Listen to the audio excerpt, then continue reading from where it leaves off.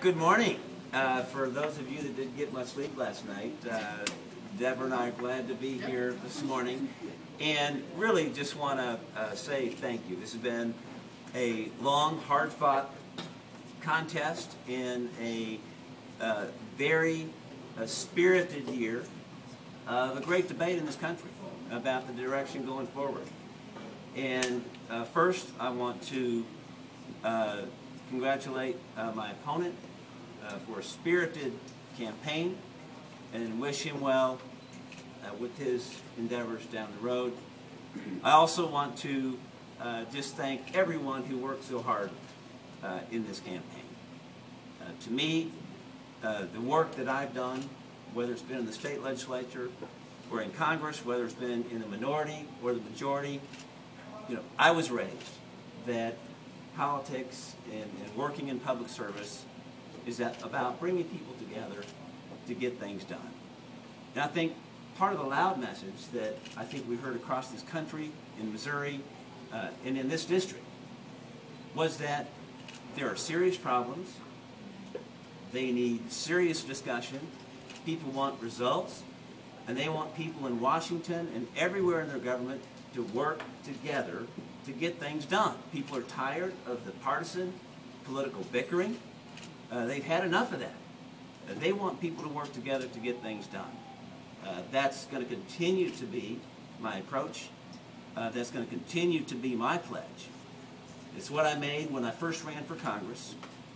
When I announced down here at Tower Grove Park, I said I would work with anyone, anywhere, anytime, to work together to get things done for the people I represent.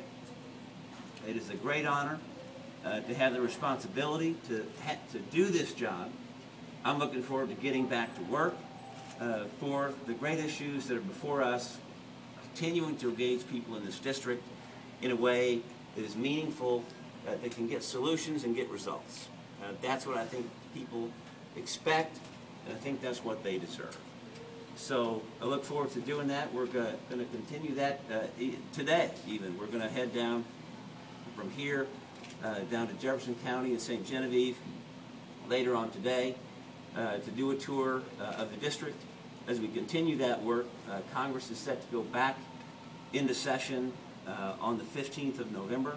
There's still work to be done, but I look forward to working with our old colleagues and new colleagues to continue to get things done for this country and in this district. So with that, happy to answer any questions. Congressman, how do you respond to Ed Martin, who is still saying that this race is too close to call and there were voting irregularities? Well, that's a lot of bluster at this point. The results are in, and they're clear at this point.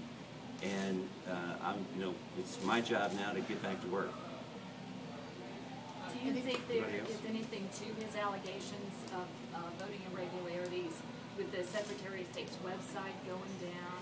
And he mentioned the security firm at the Board of Election Commissioners. Could you respond individually to those? No, there's no indication there's any problem with the website in terms of these results. And absolutely, the security firm we hired, it's a well-known firm in this region. When our office was firebombed, and Mr. Martin knows that, and actually he knows the firm well. It's our understanding that they actually hired that firm when he worked for the Archdiocese. So, again, it's a well-known firm that many folks have used, and I think there's no legitimate concern there. How do you expect the results of the election to change the focus of a lame duck session? Again, I think it's going to come back to the art of the possible and what are top priorities to get done before the end of the year. And I think my hope is that leaders from both sides, in the outgoing leadership and the incoming leadership, will sit down and look at things that are possible, things that we need to address in this country that we shouldn't be delaying. And I think that's one of the strongest messages of this campaign, is that people expect us to work together to get things done. But how difficult is that going to be, Congressman, especially in light of last night's election? We're seeing so many Republicans now controlling the House they picked up a couple of candidates in the Senate as well. So how tough is it going to be moving forward? This is never easy, but it's important, and it's especially important now.